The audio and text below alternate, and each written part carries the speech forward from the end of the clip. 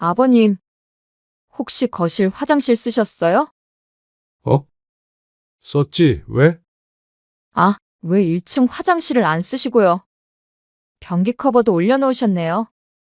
급해서 1층까지 어떻게 가? 집에 아무도 없는데 굳이 거길 쓸 필요는 없잖냐? 사람 있을 때만 따로 쓰자는 말이 아니었어요. 욕실은 사적인 공간이니까 다른 사람이랑 같이 쓰는 게 불편해서 드린 말씀이었어요. 현지 엄마가 말을 좀 멋없게 하긴 하는데요. 그런 뜻은 아니에요. 아무래도 여자다 보니까 그런 점도 아버지가 이해를 좀 해주세요. 욕실에서 화장도 하고 뭣도 하고 많이 하더라고요. 저한테도 변기에서 앉아서 싸라고 그러고. 아무튼 아버지한테만 그러는 거 아니니까 오해 마시고요. 오늘 이야기 속 주인공은 68세 박진호 씨입니다. 그리고 그의 아들과 며느리에 관한 이야기이죠. 박 씨는 함께 살기 전까진 아들 며느리에 대해 잘 몰랐습니다. 내 아들에 대해서 잘 몰랐다는 게 자랑은 아니지만 적어도 결혼 전에는 안 그랬던 것 같았습니다. 사정이 딱해서 집에 들어와 사는 걸 허락한 순간 박 씨는 눈칫밥에 배가 부를 지경이었습니다. 왜 내 집에서 내가 눈치를 봐야 되나 싶지만 그래도 아들만이 아니라 며느리와도 같이 사는 것이기에 조심스럽지 않을 수가 없었습니다. 그래서 이런저런 요구에도 다 뜻대로 하라고 양보했죠. 좀 불편해도 언젠가는 아들 며느리가 다시 나갈 것이기 때문에 참기로 했습니다. 그런데 화장실도 제대로 못 쓰게 될 줄은 몰랐습니다. 거실에 있는 화장실을 공유하는 건 찝찝하다며 자신들만 이용하겠다고 했습니다. 그러면서 박 씨에겐 창고 같은 작은 보조 화장실을 이용하라고 했습니다. 그러다가 박 씨가 거실 화장실을 몇 번 이용하자 문을 걸어 잠그고 박 씨는 이용금지라는 포스트잇까지 붙여놓은 며느리. 더 이상은 며느리를 배려해 줄 필요를 느끼지 못했습니다. 시부모라고 마냥 자식에게 맞춰줄 이유는 없었습니다. 그것도 내 집에서 말이죠. 그래서 박 씨도 가만히 있지 않기로 했습니다. 부모를 무시한 대가가 무엇인지 보여줄 생각이었습니다. 박 씨는 아들이 둘 있었습니다. 그리고 아내와는 4년 전에 사별했습니다. 자식들 모두 결혼해서 가정을 꾸렸기에 박 씨는 아내와 살던 집에서 혼자 지내고 있었습니다. 경기도에 위치한 3층짜리 주택이었습니다. 직접 지어서 구조가 조금 특이했는데 3층짜리라고 해도 주요 생활 공간은 2층 뿐이었습니다. 1층은 미술을 했던 아내의 작업실 겸 창고였고 3층은 테라스와 연결되는 큰 방이 하나 있는 구조였습니다. 아내가 예쁘게 꾸며 놓은 공간이었고 자식들이 오면 종종 내주는 곳이었습니다. 혼자 지내기 적적하지 않으세요? 집이 너무 넓어서 더 그럴 것 같은데. 전에는 그랬는데 이제는 괜찮아. 조용히 지내는 것도 좋지 뭐. 작은 집으로 옮겨서 사시는 건 어떠세요? 1층도 관리해야 되고. 테라스도 보니까 청소 좀 해야겠던데. 아이고, 시간 나면 한다는 게 자꾸 미루다 보니까 좀 지저분해졌지. 너희 가면 할 테니까 걱정 마. 별로 힘들지 않아. 어느 날 큰아들 내외가 놀러와서 집을 두리번거렸습니다. 아무래도 혼자 이 집에서 살아가는 박 씨가 걱정이 되는 모양이었습니다. 하지만 박 씨는 이 집을 두고 다른 곳에 가고 싶지는 않았습니다. 아내와의 추억이 있는 곳이었고 이제 와서 낯선 집에 적응하는 것도 원하지 않았죠. 1층에 주차 공간이 있지만 한켠에 있는 텃밭을 제외하면 달리 관리해야 할 마당이 있는 것도 아니니까 어렵지 않았습니다. 그런데 큰아들은 다음 명절에도 찾아와 같은 얘기를 했습니다. 우리가 위에서 잘게. 너희는 작은 방에서 자. 큰아들이 작은아들에게 말했습니다. 2층에는 방이 3개였는데 방이 크지가 않아 3층에서 자는 게 가장 쾌적했습니다. 작은 아들은 형의 말을 듣고는 별 대꾸 없이 고개를 끄덕였습니다. 아버지, 잠깐만요. 얘기 좀. 작은 아들 내외가 방으로 들어가자 큰아들이 조용히 박 씨를 불렀습니다. 그러고는 말했습니다. 아버지, 제가 아무리 생각해봐도 집이 너무 커요. 크긴 이 정도는 되니까 너희들이 명절에도 다 와서 자고 가지. 손주들까지 하면 집이 그렇게 크다고 할 수도 없었습니다. 그런데 아들이 꺼낸 말에 왜 자꾸 집이 크다고 했는지 그 이유를 알게 됐습니다. 저희 전세금을 또 올려달라고 하더라고요. 뭐 또? 지난번에도 올렸었잖아. 이번에도 올려달래요. 그래서 이참에 대출 받아서 집을 살까 어쩔까 얘기 중인데, 아버지가 작은 집으로 옮기시면 좀 여윳돈이 있으시니까요. 좀 도움을 청하고 싶어요. 박 씨는 아들의 말을 잠시 머릿속에서 곱씹었습니다. 그러니까 박 씨 보고 집을 판 돈을 달라는 말인 듯 했습니다. 박 씨는 놀란 눈이 되었습니다. 그렇게는 안 되지. 그리고 단번에 거절했습니다. 매정하게 느낀데도 할 수 없었습니다. 이미 결혼하며 전셋집을 구할 때도 두 아들을 지원했었던 박 씨였습니다. 그리고 그게 마지막이라고 생각했습니다. 이제는 자식들도 제 살 길은 스스로 찾아야 했고, 그건 박 씨도 마찬가지였습니다. 노후를 생각하자면 그런 짓은 얼토당토 않은 말이었습니다. 나중에 결국 작은 집으로 이사를 가더라도 그 돈은 박 씨의 노후 자금이었지 아들 집 살 돈에 보탤 것은 아니었습니다. 그러자 박 씨의 짐작대로 아들은 서운해했습니다. 어차피 여기서 사시나 조금 작은 데서 사시나 아버지한테는 큰 차이 없잖아요. 평소에 1층도 3층도 안 쓰시니까. 3층은 너희들 가끔 오면 쓸 방이고 1층은 아빠도 작업실로 써. 무슨 작업실이요? 요새 목공 배우잖냐. 그냥 취미잖아요. 그냥 취미든 뭐든 공간이 있어야 할 거 아냐. 그러자 아들이 한숨을 쉬었습니다. 박 씨의 단호함을 느낀 모양이었습니다. 아들이 잠을 청하러 3층으로 걸어 올라가는데 그 모습을 보니 박 씨도 마음이 편하지는 않았습니다. 하지만 그렇다고 한들 자식에게 올인하는 어리석은 짓은 할 수가 없었습니다. 그러면 나중에 더 늙어서 자식도 박 씨도 서로 부담을 주는 사이가 될 수도 있으니 말이죠. 그런데 보름쯤 뒤에 큰아들에게서 연락이 왔습니다. 그리고 뜬금없는 부탁을 했습니다. 이 집에서 이사 나가기로 했어요. 근데 만기가 당장 이달 말이라서요. 일단 아버지 집에서 살다가 돈 좀 더 모아서 나가도 될까요? 갑작스러운 합가 요청이었습니다. 쭉 같이 살자는 말은 아니었지만 박 씨에겐 충분히 고민스러운 일이었습니다. 혼자가 외롭긴 해도 자식 며느리와 함께 사는 것보다야 편할 것이 분명했기 때문이었습니다. 그런데 이마저도 거절할 수 있을까 싶었습니다. 이미 한 차례 부탁을 거절한 바가 있고 1, 2년만 그렇게 하자는데 매정하게 내치질 못했습니다. 저희는 3층에서 지내면 되잖아요. 애들은 어린이집 다니고 저희도 낮엔 일하니까 거의 저녁 시간밖에 집에 안 있어요. 그렇게 생각하니 부담감이 상당히 줄어들었습니다. 3층엔 화장실이 없기에 2층 주방과 화장실을 공유해야 하지만 아들 말대로 종일 같이 있는 것이 아니었기 때문에 크게 불편하지 않을 수도 있겠다 싶었습니다. 너희는 안 불편하겠어? 저희는 괜찮아요. 현지 엄마가 먼저 그렇게 하고 싶다고 한 거니까요. 그 말은 의외였습니다. 며느리와 그리 살가운 사이는 아니었기에 당연히 아들의 머릿속에서 나온 것이라고 생각할 수밖에 없었습니다. 결국 박 씨는 잠시 큰아들 가족과 함께 살게 되었습니다. 1층의 작업실 공간을 확 줄이고 아들네 가구를 임시로 두었습니다. 어차피 박 씨 집엔 박 씨가 쓰던 가전 가구가 있었기에 아들의 짐을 굳이 들여놓을 필요가 없었죠. 그렇게 동거 생활이 시작되었습니다. 그리고 갈등의 시작이었죠. 예상했던 것처럼 쉽지 않았습니다.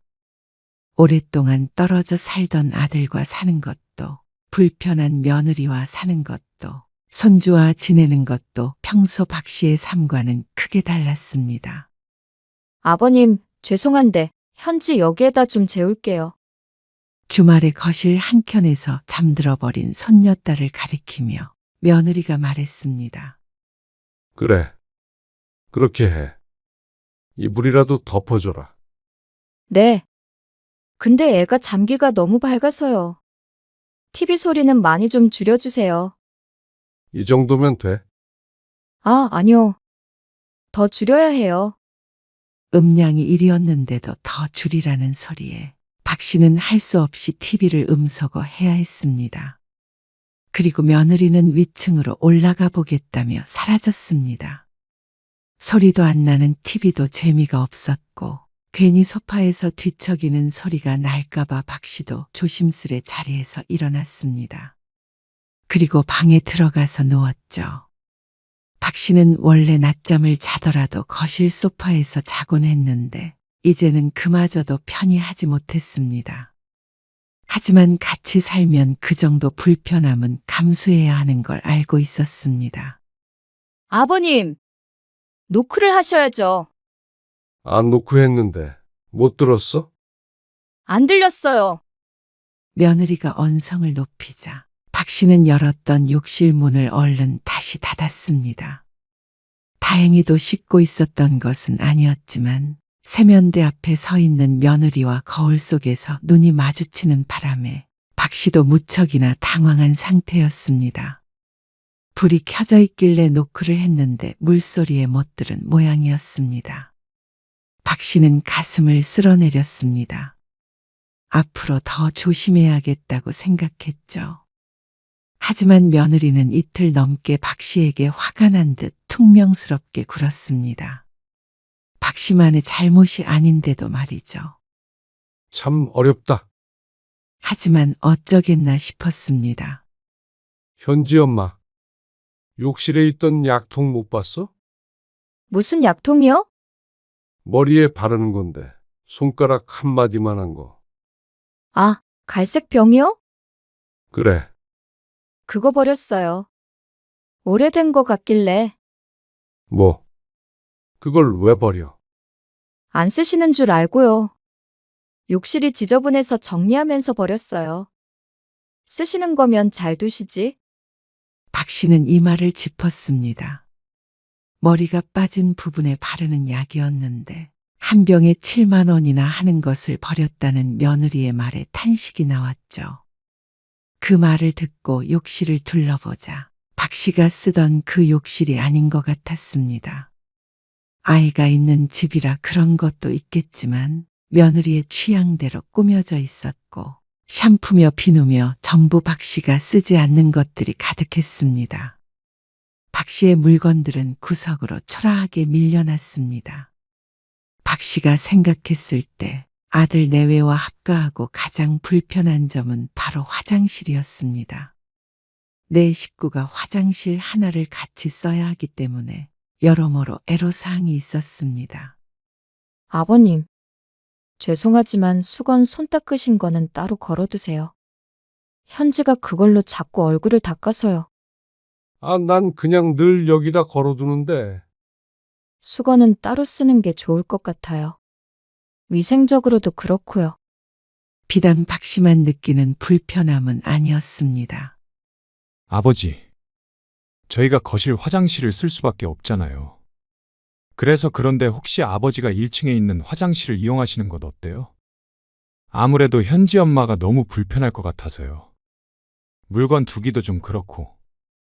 그러면서 아들이 말끝을 흐렸습니다. 당연했습니다. 1층 작업실은 현관문을 나가야 들어갈 수 있는 구조였습니다.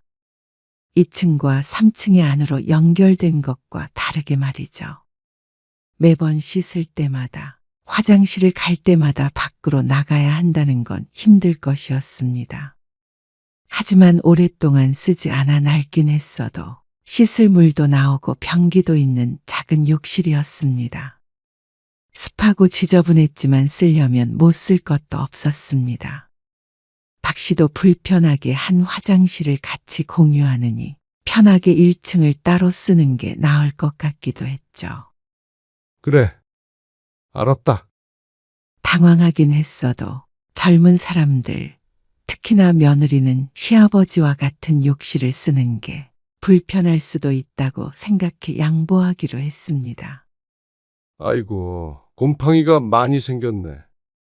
정말 오랜만에 열어본 1층 화장실이었습니다. 원래는 박 씨도 1층에서 작업을 하다가도 화장실 쓸 일이 있으면 2층으로 올라가곤 했습니다.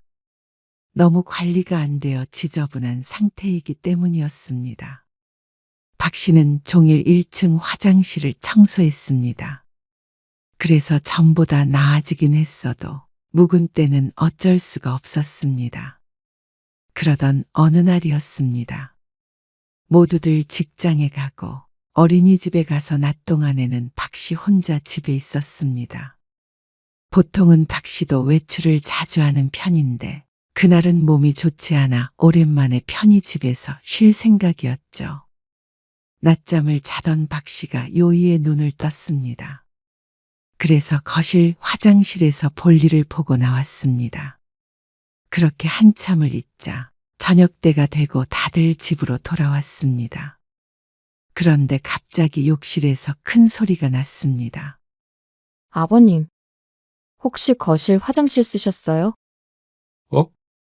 박 씨는 갑작스런 물음에 당황해서 눈을 굴렸습니다.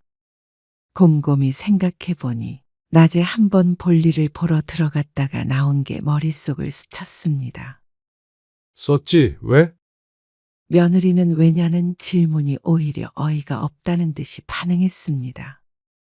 아, 왜 1층 화장실을 안 쓰시고요? 변기 커버도 올려놓으셨네요. 급해서 1층까지 어떻게 가? 집에 아무도 없는데 굳이 거길 쓸 필요는 없잖냐? 하지만 며느리의 생각은 다른 듯 했습니다. 사람 있을 때만 따로 쓰자는 말이 아니었어요. 욕실은 사적인 공간이니까 다른 사람이랑 같이 쓰는 게 불편해서 들린 말씀이었어요. 그 말에 박 씨는 조금 놀랐습니다. 그러면 아예 2층 화장실은 쓰지 말라는 소리였습니다. 박 씨가 황당해하자 아들이 조용히 박 씨를 부엌으로 데려가 말했습니다.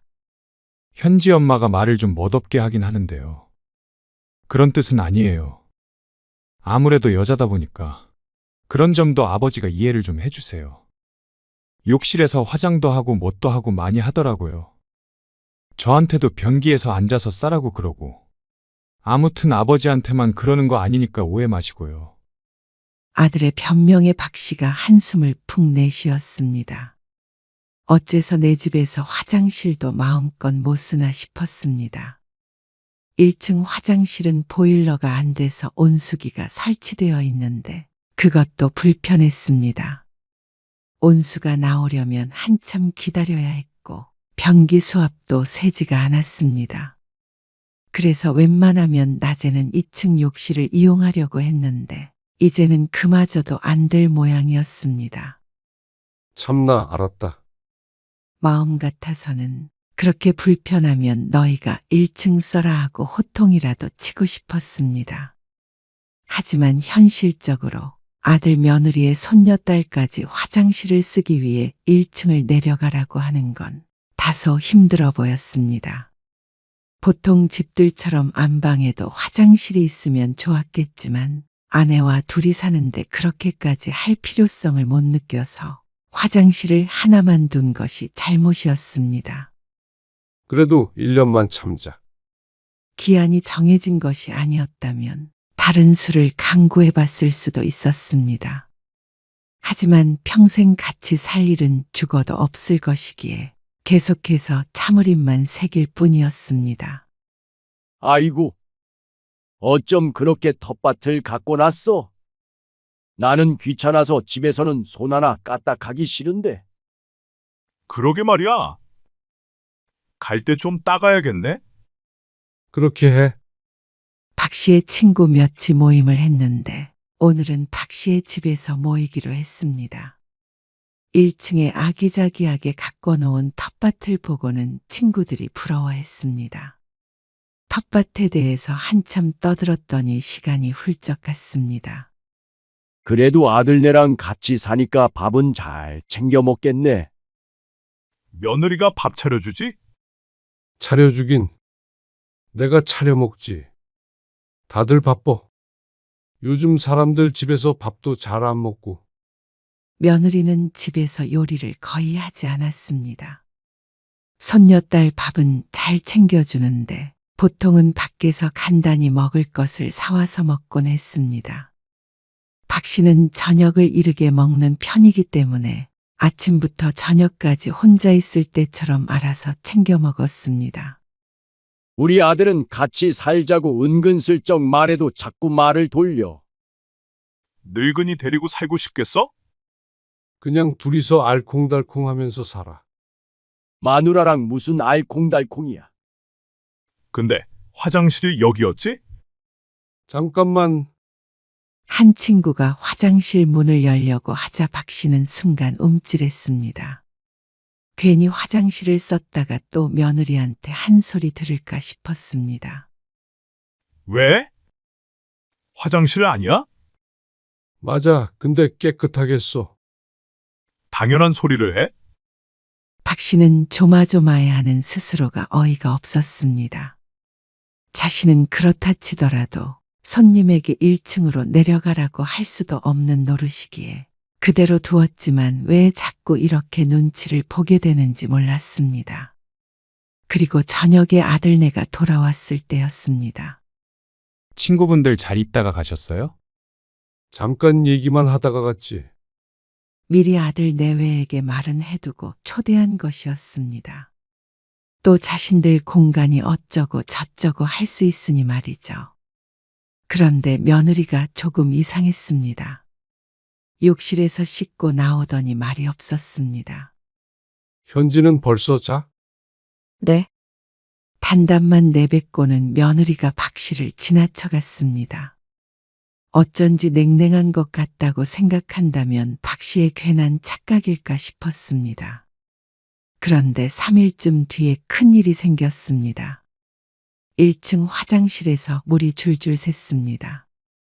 변기 배관이 터졌는지 어쨌는지 사람을 불렀는데 공사를 해야 한다고 했죠.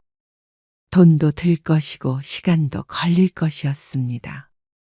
그래서 며칠 거실 화장실을 이용하면서 견적을 내고 있었습니다. 내일 어디 가세요? 내일은 좀 늦게 들어올 거야. 너희는 주말인데 어디 안 가? 저희는 내일 집에서 쉬려고요. 박 씨가 아들의 말에 고개를 끄덕였습니다. 주말마다 손녀와 함께 돌아다니더니 이번에는 집에 있을 모양이었습니다. 박 씨는 다음 날 아침 일찍 외출했습니다. 그리고 돌아온 집. 그새 어딜 갔는지 아무도 없었고 집엔 전부 불이 꺼져 있었습니다. 이 밤중에 어딜 간 거야? 안방으로 들어가려던 찰나에 박 씨의 눈에 이상한 것이 보였습니다. 이게 뭐야? 걸음을 멈추고 보자 욕실 문에 웬 노란 종이가 붙어 있었습니다. 그리고 거기엔 이렇게 적혀 있었습니다. 화장실은 저희 전용입니다. 사용 금지 부탁드려요. 둥글둥글한 글씨체는 며느리의 것으로 보였습니다. 그걸 보고는 박 씨는 헛웃음을 터뜨렸습니다. 이렇게까지 하지 않아도 충분히 알고 있었습니다. 그래서 번거롭더라도 하루에 몇 번씩 계단을 오르락 내리락 하고 있는데 굳이 이렇게까지 해야 하나 싶었습니다. 박 씨는 손을 올려 그 종이를 뗄까 말까 하다가 다시 손을 떨구었습니다. 떼면 또 뗐다고 아버님 하며 부를 목소리가 떠올랐습니다. 고개를 절레절레 흔들며 지나가려는데 또다시 박 씨의 눈길을 잡아끄는 것이 있었습니다. 이건 또 뭐야? 허, 박 씨는 허탈한 숨을 내뱉었습니다. 이게 도대체 무슨 의미인가 싶었습니다. 박 씨가 손을 뻗어 그것을 잡자 찰컹하는 소리가 작게 울렸습니다. 문 손잡이가 검정색으로 교체가 되어 있었습니다. 원래는 은색이었는데 말이죠. 그런데 그게 끝이 아니었습니다. 손잡이에 웬 번호들이 나열되어 있었습니다. 비밀번호를 치도록 되어 있는 손잡이였습니다. 박 씨가 재차 손잡이를 흔들자 찰컹 소리만 나고 돌아가질 않았습니다. 비밀번호를 걸어놔. 비밀번호를 모르면 열 수 없게끔 손잡이를 통째로 바꾼 듯 했습니다. 박 씨가 외출한 틈을 타서 참 기가 막힌 일을 꾸민 듯 했습니다. 아마 아들도 같이 하지 않았나 싶었습니다. 박 씨는 한참을 서서 헛웃음을 내뱉으며 허공을 보았다가 바닥을 보았다가 했습니다. 그러다가 아들에게 전화를 걸었죠. 너 이거 뭐야? 무슨 말씀이세요? 무슨 말씀이세요? 화장실에 손잡이 이거 뭐냐고. 아, 그거요. 신기한 게 있길래 한번 해봤어요. 함부로 문을 못 열도록. 함부로 문을 열어? 그거 내 얘기야. 자꾸 저희 화장실 쓰시니까. 너희 화장실? 그게 어떻게 너희 화장실이야? 저희가 쓰기로 했잖아요. 1층에 화장실 고장난 거 몰라? 알긴 알지만. 그리고 이번에 친구분들 오셔서 거실 화장실 쓰신 거 아니에요? 그게 뭐? 현지 엄마 예민한 거 아시잖아요. 자꾸만 다른 사람이 화장실 쓰니까 냄새 난다고 그래서 스트레스 많이 받아 해요. 뭐? 냄새? 그렇잖아요. 위생적으로 좋진 않죠. 그러니까 내가 화장실 쓰면 들어와서 문을 잠갔다는 말이지. 꼭 그렇다는 말이 아니고요. 하지만 아들의 말이 그 소리였습니다. 노인네와 화장실 쓰는 게 더러우니 같이 쓰기 싫다는 의사를 노골적으로 표현한 것이었습니다. 그런데 해도 너무한다 싶었습니다. 충분히 그 말을 알아들었고 박 씨도 조심하려고 충분히 노력했습니다. 하지만 피치 못할 때가 분명히 있었습니다. 이번처럼 공사 문제도 있을 수가 있었고 막말로 새벽에 깨어나 화장실을 밖으로 가고 싶지 않은 때도 있었습니다. 그럴 때마다 어떻게 그렇게 철저히 지키며 살라는 건지 몰랐습니다. 그것도 내 집에서 말이죠. 너무한다 싶었습니다. 아무리 그래도 배려를 왜 한쪽에서만 해야 하는지 이해가 가지 않았습니다. 그럼 난 화장실을 어떻게 쓰라는 거야? 앞에 상가에 문을 열려 있잖아요. 뭐라고? 아들의 헛소리에 박 씨는 화가 머리끝까지 났습니다. 이런 놈이랑 대화를 하고 있다는 것 자체가 시간 낭비처럼 느껴졌습니다. 비밀번호 일러줘. 나도 이 화장실 쓸 거야. 아, 아버지. 잠깐만요. 현지 엄마한테 물어볼게요. 그렇게 전화가 끊어졌는데 한참을 기다려도 전화가 오지 않았습니다. 박 씨가 며느리에게 전화를 걸었더니 받지 않았고 말이죠. 그런데 박 씨는 마냥 기다릴 마음이 전혀 없었습니다. 박 씨는 걸음을 성큼성큼 옮겼습니다. 그리고는 서랍장에서 망치를 꺼내 들고 나왔습니다. 집주인 허락도 없이 이런 걸 설치해? 그리고는 힘껏 손잡이를 내리쳤습니다. 쿵 하는 소리가 났지만 손잡이는 조금 내려간 상태로 떨어지지 않았습니다. 그리고 두어 번 더 그렇게 세게 치자 툭 하는 소리와 함께 손잡이가 망가져서 덜렁거렸습니다. 어떤 식으로 설치가 되는지는 모르겠지만 그래봤자 손잡이였습니다. 손잡이 자체를 없애버리면 될 문제였죠. 그렇게 화장실 문고리는 횡하니 구멍이 났습니다. 그리고 문을 몇 번 밀자 열렸습니다. 까짓것 잠금장치 없는 화장실로 쓰지 하고 생각했습니다. 그리고 조금 있다 아들 부부가 왔을 때 경악하는 며느리에게 박 씨가 차갑게 말했습니다. 화장실 얻어 쓰려거든 너희가 1층으로 내려가라. 아버지, 거기 고장났잖아요. 고쳐서 쓰던지 알아서 해. 현지는 또 어떻게 하고요? 요 앞에 상가 화장실 문이 늘 열려 있다며? 아버님, 그거 비싼 거예요. 그래? 너희가 공짜로 살고 있는 그 방세보다 비싸냐? 그 말에 아들이 입을 다물었습니다. 너무하신 거 아니에요? 애초에 거실 화장실은 저희 쓰라고 하셨잖아요.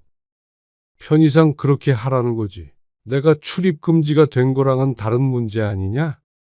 그러자 며느리가 서운하다는 듯이 말했습니다. 아무리 저희가 얹혀 살고 있다지만 이런 식으로 눈칫밥 먹을 줄은 몰랐어요. 눈칫밥은 누가 먹었는데? 기막힌 이야기였습니다. 눈치를 봐도 박 씨가 봤지 아들 며느리가 본 적은 없었습니다. 그랬다면 화장실 문을 걸어 잠그는 짓은 하지도 않았을 테고 말이죠. 아들 며느리는 크게 화를 냈습니다. 며느리가 예민하다 어쩐다 했지만 결국엔 아들도 똑같았습니다. 아무리 배려해도 더 많은 걸 바라고 모든 걸 부모 탓을 하는 아들 며느리가 괘씸했습니다.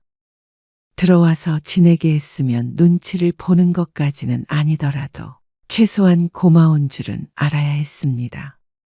자기들 집이라고 하더라도 이렇게 막무가내일 수는 없는데 왜 박씨 집에서 이 난리인지 몰랐죠. 아버지한테 정말 실망이에요. 다른 것도 아니고 그냥 욕실만 좀 따로 사용했으면 하는 게 그렇게 잘못인가요? 그러면서 이 모든 갈등이 박씨로 인한 것인 듯 말하는 아들. 이 말 저 말 길게 할 필요가 없었습니다. 그냥 욕실만 따로 쓸 게 아니라 이제 따로 살 때가 된 것 같다. 짐 빼서 나가줘라. 그러자 아들의 눈이 커졌습니다. 약속이랑 다르잖아요. 이렇게 살다가는 내가 제명에 못 살겠어. 당장 집 살 상황이 아니라니까요. 전세금 뺀 것도 있을 거 아니야. 아, 그건 표정을 보아하니 그새 썼는지 어쨌는지 모르겠지만 자세히 알고 싶지도 않았습니다. 큰아들과의 합가 생활은 이만 여기서 끝마치고 싶었습니다. 저희는 못 나가요. 그냥 여기서 쭉 살 생각도 있어요. 뭐? 어차피 아버지도 혼자 사시고 언젠가는 같이 살아야 할지도 모르잖아요. 큰 돈 써가면서 집 살 필요 없죠. 이제 보니 더 큰 속셈이 있었던 모양이었습니다. 참 허탈한 결말이었습니다. 어떻게 하면 박 씨를 빼놓고 저런 생각을 했는지 어이가 없었죠. 아들은 배째라였습니다. 설마 박 씨가 쫓아내기야 하겠나 싶었는지 막무가내였습니다. 그래서 박 씨도 결단을 내렸습니다. 다음 날 모두들 출근한 틈을 타서 박 씨는 현관문 비밀번호를 바꿔버렸습니다. 그리고 1층에 아들 짐이 있는 작업실만 문을 열어두었습니다. 그곳에서 짐을 꺼내서 가라는 뜻이었죠. 그리고 아들네 짐을 대충 싸서 1층에 함께 두었습니다. 남은 짐들은 아들네가 나가면 돌려줄 생각이었습니다. 그러자 또 난리가 났습니다. 동네가 떠나가라 문을 열라며 두드려댔습니다. 하지만 박 씨는 문을 열어줄 생각이 없었습니다. 거기 있는 메모 봐. 박 씨가 현관에 붙여놓은 메모였습니다. 이곳은 내 집이니까 사용금지 부탁한다. 그 글귀에 아들의 어깨가 툭 떨어졌습니다. 자신들이 정말 쫓겨난 것임을 알았습니다. 현지랑 현지 엄마는 처가에 일단 보냈어요. 그리고 저는 집 알아보고 있고요.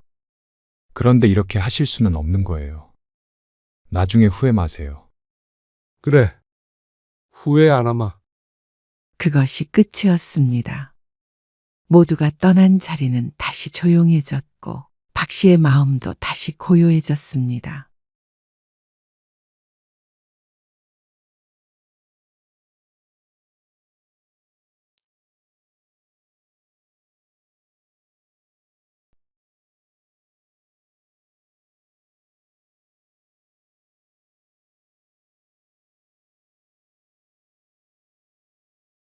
나중에 나 죽으면 너희는 그럼 한 푼도 없어. 그래도 후회 안 하냐? 네. 안 해요.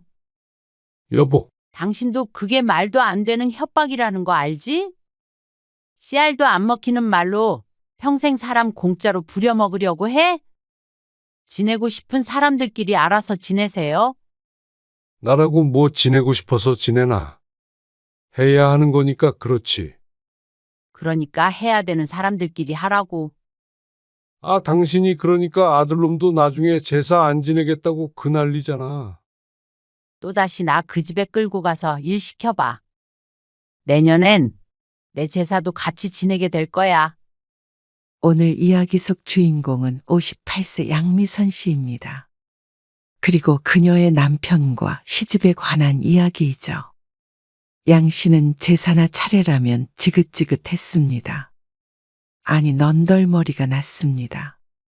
솔직한 심정으로는 이미 죽은 조상들에게 차례상 거하게 차려서 뭐하나 싶었습니다. 결국엔 산 사람이 먹거나 전부 음식물 쓰레기통으로 들어갈 것을 말이죠. 그런데 참 모순적이게도 양 씨는 30년 가까이 시집 제사를 도맡아 지냈습니다. 이 씨 집안의 맏며느리로 들어가면서 당연하다는 듯 그렇게 되었습니다. 그리고 하늘이 두 쪽 나도 제사는 참석을 해야 했습니다. 아니, 참석만이 아니라 지금에 이르러서는 대부분 음식을 양 씨 혼자 한다고 해도 과언이 아니었습니다. 시어머니는 이미 80세가 훌쩍 넘으셨으니 이젠 제사를 물려받으라는 말에 양 씨는 뒤로 넘어갈 지경이었습니다.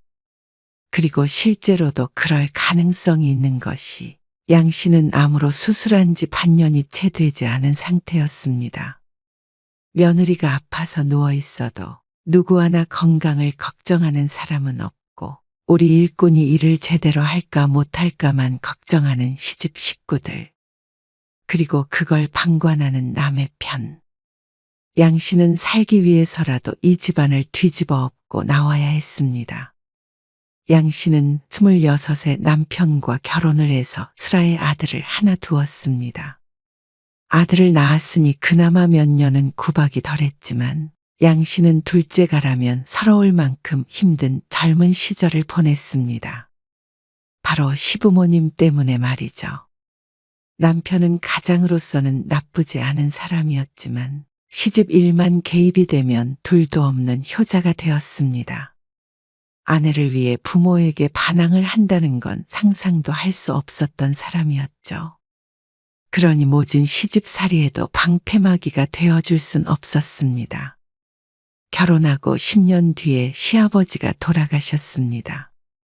그래서 기제사 3번의 명절에 차례를 2번 지내니 거의 2달에 1번 꼴로는 알아 누워야 했습니다. 만약 거기서 끝났다면 덜 불행했겠지만 그 외에도 무슨 가족 행사가 그렇게 많은지 한 달에 1~2번 꼴로는 꼭 시집에 가야 했습니다. 그러고는 얼굴도 모르는 친척들의 밥상을 차리고 수발을 들었죠. 물론 이 문제로 남편과는 수도 없이 싸워야 했습니다. 시부모님이 무서워 말은 못하니 시집에만 다녀오면 남편과 다투는 것이었죠. 당신이 좀 이해를 해줘라. 시골 분들이라 그게 당연한데 어떻게 자식이 돼서 그러지 말라고 그래. 늘 하는 것도 아니고 어쩌다 한 번이잖아. 어쩌다 한 번? 그러면 당신은 왜 아무것도 안 하고 누워만 있는 거야? 지난번에 어머니한테 그렇게 혼나고도 그런 소리를 해. 남편의 말에 양 씨는 기가 막혔지만 남편이 무슨 말은 하는지는 알았습니다. 양 씨의 눈치에 못 이겨 남편이 밥상에 행주질을 하려는 순간 바가지 깨지는 소리가 났으니 말이죠. 너는 어떻게든 애가 남편을 부려먹어? 아, 어머니. 그게 아니고요. 내가 이 꼴을 보려고 살아야 되냐? 눈앞에 강물이 있다면 당장이라도 뛰어들 기세로 소리치는 시어머니 때문에 집안이 발칵 뒤집히고 말았습니다. 이렇게 살아서 뭐하냐며 통곡을 해대는 통에 양 씨가 졸지에 천하의 몹쓸 며느리가 되었습니다. 당시엔 시아버지가 살아계셨던 때라 행주질 한 번에 양 씨는 대역죄인이 되어버렸죠. 죄송해요. 제가 생각이 짧았어요. 당신도 얼른 잘못했다고 말씀드려. 남편이 그렇게 나오니 시집엔 양 씨의 편을 들어줄 사람이 아무도 없었습니다. 차라리 동서라도 있으면 나았을 텐데 하나 있는 남동생은 결혼할 생각이 없는 노총각이었고 그 뒤로는 여동생만 줄줄이 셋이었습니다. 그러니 양 씨만 잡고 마는 것이었죠. 그 뒤로는 남편은 도와주는 신용도 하지 않았습니다. 두 눈 시퍼렇게 뜨고 감시하는 시부모님 때문도 있었고 남편도 돕지 않는 편이 편했겠거니 생각했습니다. 그렇게 수십 년이 흘렀습니다. 여보, 준비 다 했어? 다 챙긴 것 같은데. 양복도 챙겨야지. 양복? 그저께 말했잖아. 양복 찾아오라고. 아. 바로 찾아온다고 했잖아. 안 찾아왔어? 아, 깜빡했네. 그럼 그때 뭐 했어?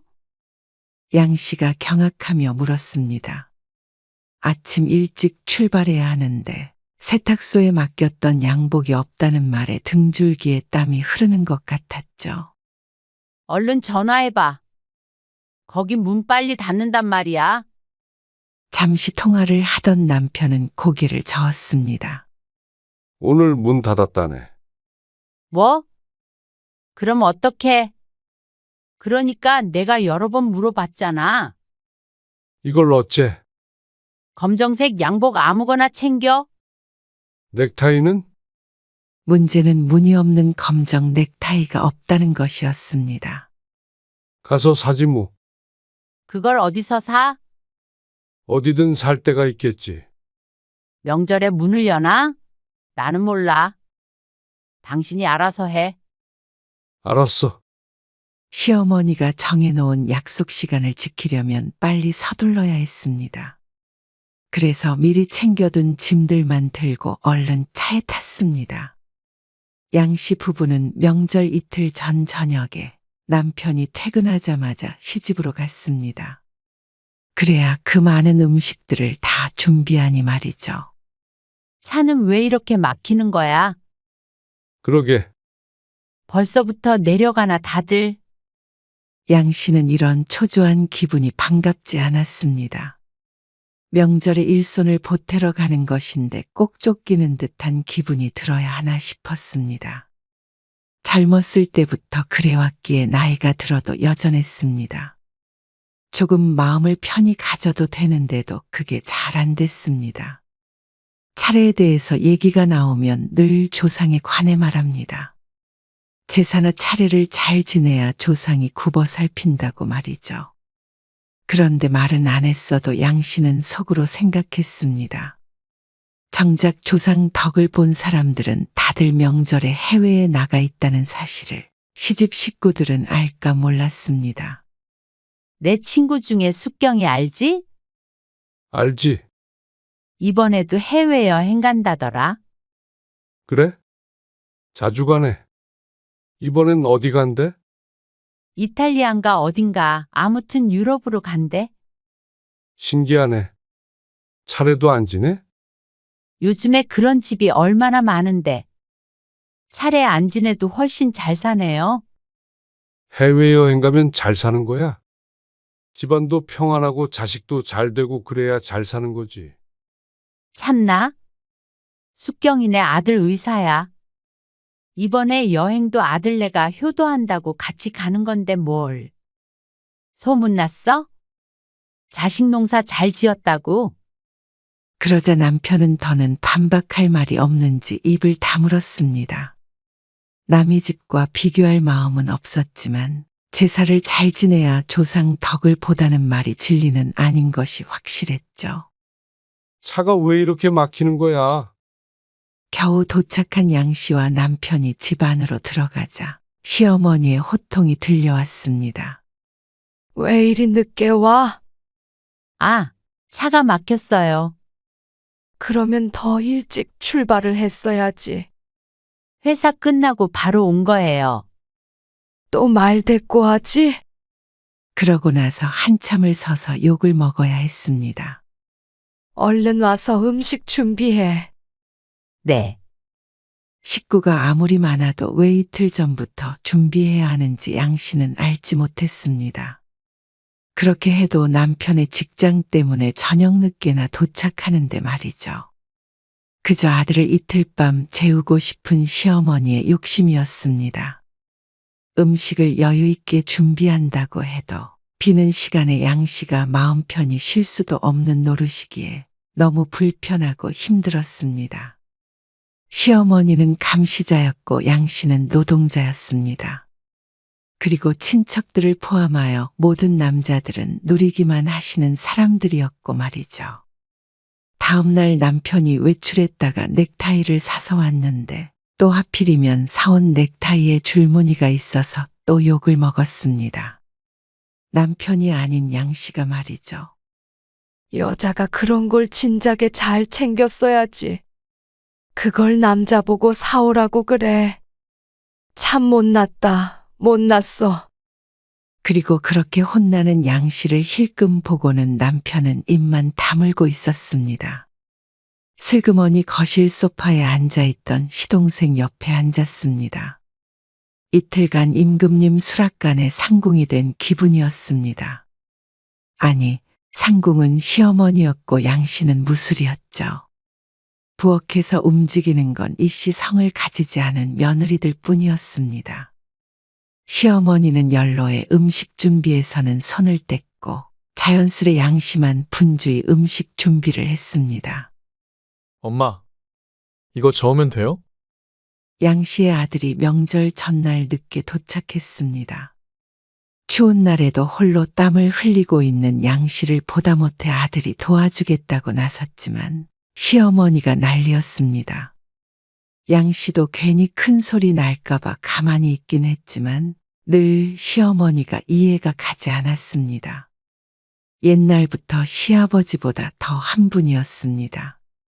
왜 남자 여자를 스스로 갈라가며 식모 노릇을 자처하는지 몰랐습니다. 수십 년간 이어오던 전통이라 그런 것인지 아니면 자신을 대신할 며느리가 있어서 그런 것인지 어쨌거나 양 씨는 마지막 희생양이 자신에서 끝나길 바랐습니다. 며느리에게 이런 일을 시키고 싶지 않았습니다. 뒤늦게 온 시누이와 조카들의 수발까지 들었습니다. 그리고 나서야 집으로 돌아갈 수가 있었습니다. 당연히 하루 동안은 꼬박 알아 누워야 했습니다. 아니, 이러고 또 다음 달에 제사잖아. 그렇지. 당신은 이게 맞다고 생각해? 차례를 지내지 말던가? 아니면 제사를 합치던가? 시할머니, 시할아버지 제사도 여전히 따로 지내고 있고 시아버지 제사도 있었습니다. 명절로 끝날 수가 없었습니다. 여태 해오던 것이지만 양 씨도 이제는 힘에 부쳤습니다. 시어머니도 음식에서 손을 놓은 지 오래였고 어째서인지 몰라도 방문하는 친척은 늘어만 가는 것 같았습니다. 그런데 돌아오는 대답은 역시나였습니다. 그동안 이런 말을 안 해본 것이 아니었기에 돌아올 말도 알고 있었죠. 어머니가 가만히 계시겠어? 당신이 강력하게 말을 안 하니까 그렇지? 그러다 어머니 쓰러지신다. 어머니 돌아가시면 그때는 내 선에서 해결해 볼게. 근데 살아계신 동안에는 그런 걸로 신경 쓰이게 하지 말자. 어머니가 사시면 얼마나 사시겠어? 양 씨만 늘 나쁜 며느리였습니다. 고생스러워도 조금만 참아줘. 남편이 양 씨를 위로하는 척하지만 남편도 결국엔 똑같았습니다. 누구도 양 씨의 노고를 알아주지 않았습니다. 며느리가 당연히 해야 하는 일이라고 생각했습니다. 남편만 하더라도 조금만 참으라고 했지. 왜 양 씨 혼자서 그 고생을 해야 하는지 의문을 갖지는 않았습니다. 맏며느리니 받아들여야 한다고 생각했죠. 그러다 어느 날 양 씨의 집을 방문한 아들과 결혼 얘기가 나왔습니다. 당장은 아니더라도 1, 2년 뒤에는 하겠죠. 아들에게는 오래 교제한 여자친구가 있었는데 결혼까지 생각하는 모양이었습니다. 양 씨도 몇 번 보았는데 참하고 똑부러지는 아가씨였습니다. 양 씨는 그 아가씨가 며느리가 될 거라고 생각하면 대환영이었습니다. 그런데 아들은 1, 2년 뒤에 결혼한다더니 미리 못을 박듯 말을 했습니다. 제사요? 근데 제사는 모르겠어요. 지금 생각으로는 제사를 지금처럼 계속한다면 저 혼자 참석할 거고요. 명절엔 저희들끼리 여행 갈 생각이에요. 명절에 여행을 간다고? 결혼 얘기가 나왔을 때는 듣고만 있던 남편이 아들의 말에 놀라서 되물었습니다. 네. 1년에 휴가도 별로 없는데 명절에 여행 가면 좋죠. 그러면 집에는 안 온다는 말이야? 집에는 주말에 가끔 오면 되죠 뭐. 엄마 아빠도 할머니 댁 가실 거 아니에요? 그럼 차례는? 너희도 당연히 와야지. 할머니 돌아가신 다음에는 여기로 오고. 제사의 아들 며느리가 없는 게 말이 돼? 남편이 노발대발했습니다. 그 모습에서 어쩐지 시어머니가 보이는 듯 했습니다. 같은 핏줄이니 그렇겠죠. 반면에 아들은 그게 뭐가 문제냐는 식이었습니다. 요즘에 제사 지내는 집 별로 없어요. 아버지, 저는 저랑 결혼한 사람이 제사 때문에 희생하는 거, 저는 보고 싶지 않아요. 뭐야? 불시의 공격이라도 당한 것 마냥 남편이 펄쩍 뛰었습니다. 아마 찔리는 구석이 상당히 많을 것이겠죠. 양 씨는 새어나오는 웃음을 참기가 힘들었습니다. 너 임마. 그럼 자식 도리도 안 한다는 거야? 엄마 아빠 죽어도 제사 안 지내? 마음이 중요한 거 아니에요? 이 자식이 그래도 그런 식으로 할 거면 우리도 결혼할 때 한 푼도 안 보태줄 거야. 치사스러운 남편의 말에도 아들은 어깨를 으쓱했습니다. 그게 뭐가 문제냐는 듯한 태도였습니다. 남편은 부모 돈이 없으면 아들이 결혼도 못할 거라고 생각하는 듯 했죠. 아들은 오히려 그러면 제사에 안 가도 되는 거죠? 하며 불난 집에 부채질을 했습니다. 그 모습을 보며 양 씨는 조소했습니다. 시어머니가 돌아가시면 제사를 없앨 듯이 얘기했던 남편이 당연하다는 듯이 며느리가 생기면 제사를 지내고 차례를 지낼 것처럼 화를 내니 말이죠. 그리고 반년 뒤에 양 씨는 대장암 수술을 했습니다. 갑작스러운 암 진단에 양 씨 가족은 정신없는 시간을 보내야 했습니다. 다행히 수술도 잘 됐고 예후도 좋았지만 그래도 암이라 죽음의 문턱까지 들어갔다가 나온 것 같은 기분이었습니다. 또 전화 온다. 이리 줘봐. 내가 받을게. 차라리 전화 좀 꺼줘. 그래도 오늘이 제사인데 전화를 꺼놓으면 안 되지. 남편이 양 씨의 휴대폰을 들고 병실 밖을 나갔다가 금방 돌아왔습니다. 나 빨리 가봐야겠다. 갔다가 다시 올게. 그냥 내일 와. 재산대 금방 다시 오면 또 전화해 불라. 양 씨는 서둘러 남편을 보냈습니다. 그리고는 생각했습니다. 그래도 암에 걸리니까 제사도 빠지고 좋다고 말이죠. 그런 생각을 하기가 무섭게 휴대폰이 또 울렸습니다. 신우이였습니다. 그리고 전화를 받았을 때는 시어머니한테 들었던 말을 똑같이 들어야 했습니다. 양 씨의 건강에 대해서는 그다지 궁금한 게 없는 것 같았고 그저 오늘 제사는 어쩌냐 하는 걱정이었습니다. 외며느리가 이렇게 누워있으니 음식할 사람이 없다는 것이 용건의 처음과 끝이었습니다. 이제 양 씨는 이씨 집안 식구들이라면 진절머리가 났습니다. 공교롭게도 이번에 있는 때 제사였지만 다음 명절엔 도살장에 소가 끌려가듯이 시집으로 끌려갔습니다. 그냥 가서 신용만 해. 어머니도 아픈 사람한테 시킬 만큼 그렇게 매정한 분 아니야. 신용만 어떻게 해? 허공에 전이라도 붙여? 참석해서 이제 건강하다는 것도 보여주고 어쨌거나 얼굴은 비춰야 할 거 아니야. 지난번에도 못 갔잖아. 나 그러면 가서 아무것도 안 한다. 알았어. 그 말을 믿고 갔던 양 씨가 바보 등신이었습니다.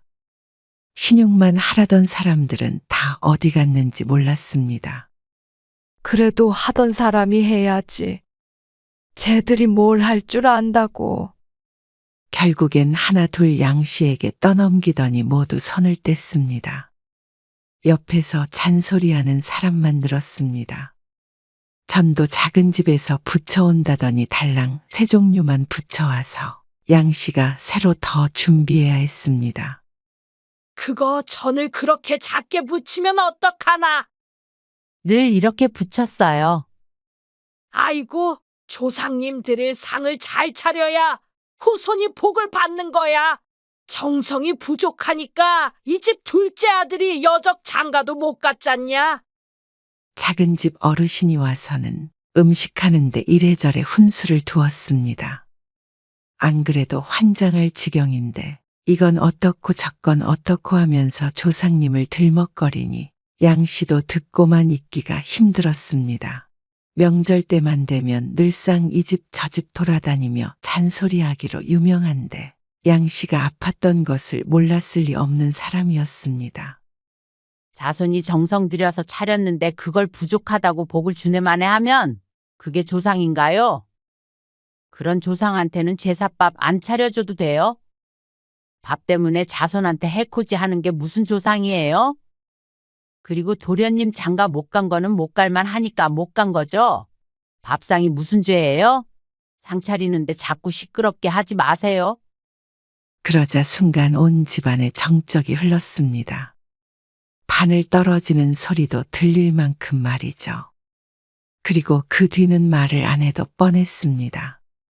그걸 알고서도 참을 수가 없었습니다. 그게 지금 무슨 헛소리야? 시어머니는 거의 쓰러질 지경이었습니다. 한 번도 그런 적 없던 양 씨가 폭탄과도 같은 말을 하자 집이 초토화가 됐습니다. 남편은 말렸고 시어머니는 악을 썼습니다. 양 씨는 그 안에서 고요히 앉아 있다가 전을 붙이던 뒤집개를 던지듯 내려놓았습니다. 그리고고선 전이 담긴 소쿠리를 획 하고 뒤집어 버렸죠. 저거 봐라. 감히. 말을 잇지 못하는 시어머니를 앞에 두고 양 씨는 그대로 짐을 쌌습니다.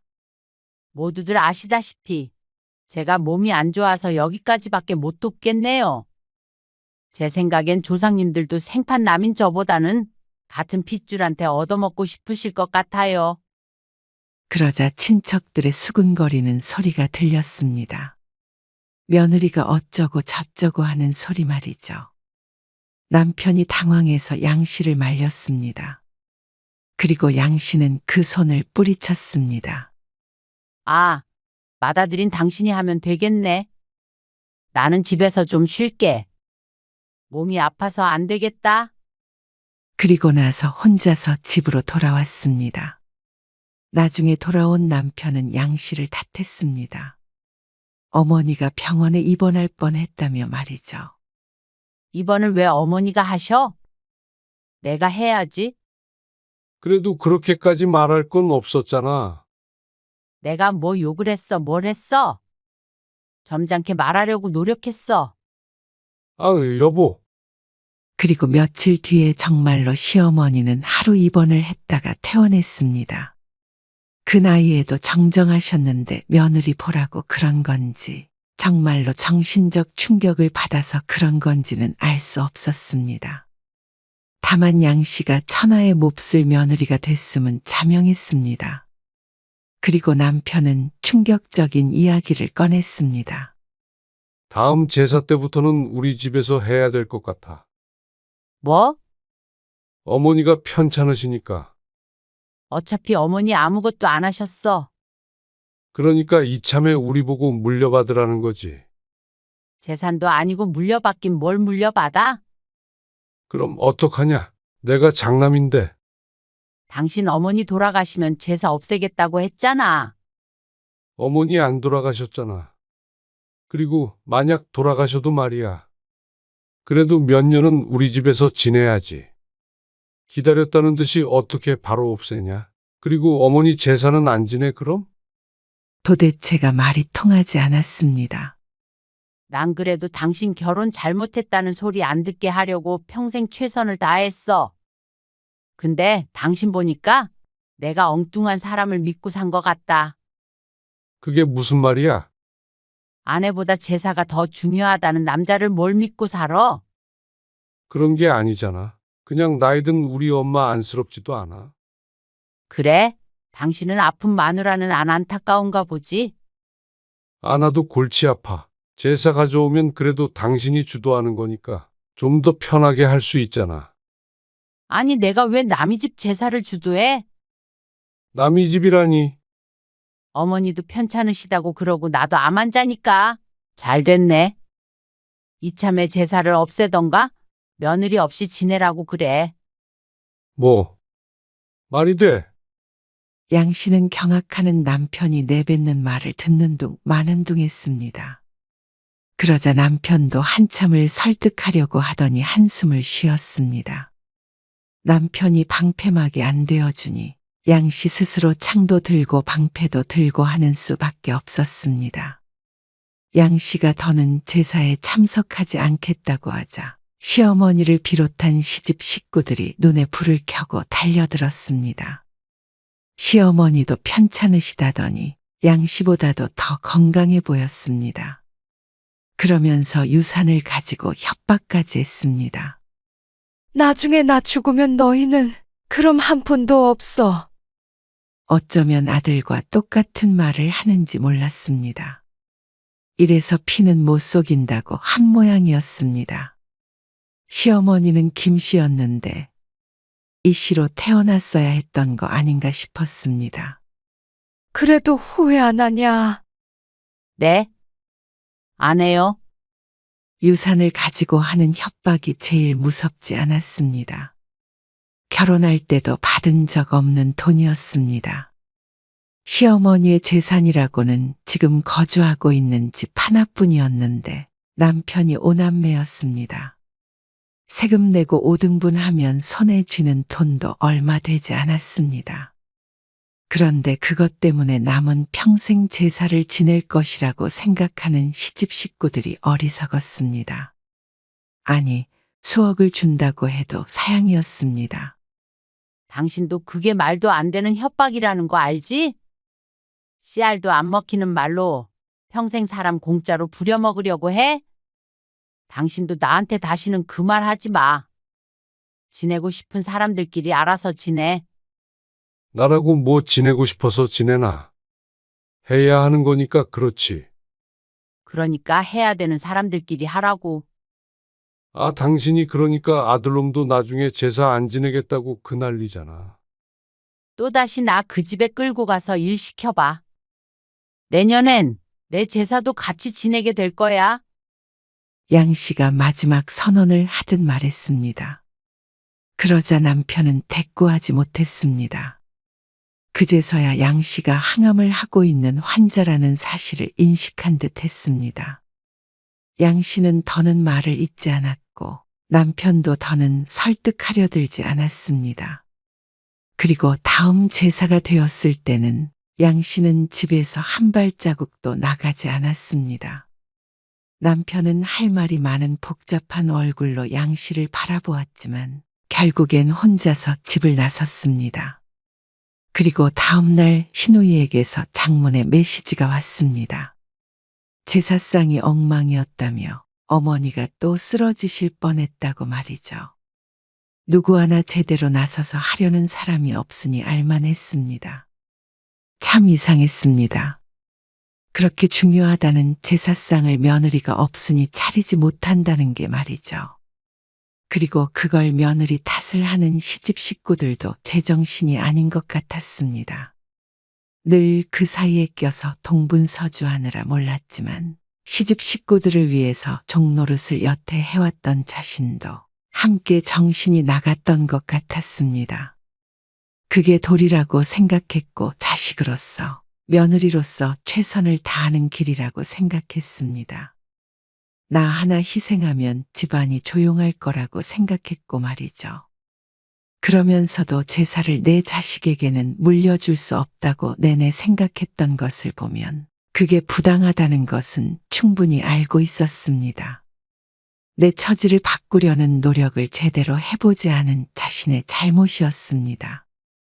남편이 못한다면 나라도 했어야 했던 일이었습니다. 내 삶을 누가 책임져 주는 것도 아닌데 너무나도 바보처럼 살았던 것 같았습니다. 남편이 지친 기색으로 양 씨에게 말했습니다.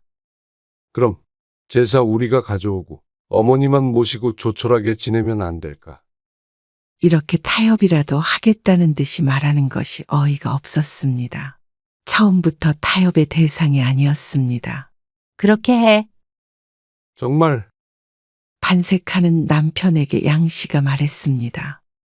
제사든 차례든 얼마든지 지내고 집안 사람들 다 초대하든 말든 알아서 해. 원하는 대로.